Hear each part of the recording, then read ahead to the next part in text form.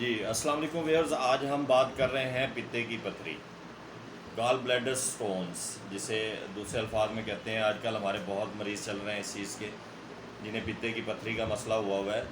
اس کا ہوتی کیا چیز ہے؟ جسم کے اندر ایک ایسی نلی ہے جو کہ جگر سے معدے کے اندر تک آتی ہے۔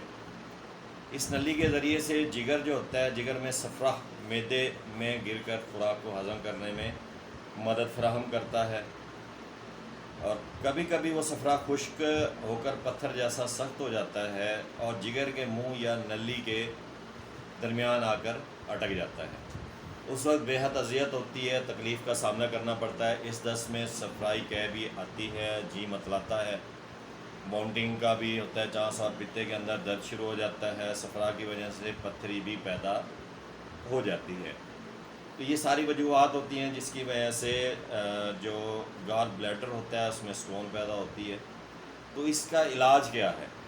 علاج ہم دوائیوں کی طرف جائیں گے تو اس میں آپریٹ ہے، آپریٹ کر کے جو ہے نا اس پتے کو نکال دیا جاتا ہے۔ لیکن آپریٹ کروانے سے پہلے آپ چھوٹے سے میں نسخہ آپ کو بتا رہا ہوں، اگر اس کو آپ استعمال کر لیں گے تو انشاءاللہ مجھے اللہ پر یقین ہے کہ آپ کو ضرورت نہیں پڑے گی آپریٹ کروانے کی۔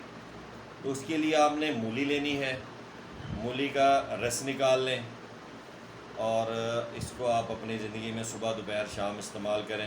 یہ تو درد میں بھی آپ کو افاقہ دے گی، اور جو اندر پتے کی پتھری پیدا ہو رہی ہے اس کو بھی نکالنے میں مدد کرتی ہے۔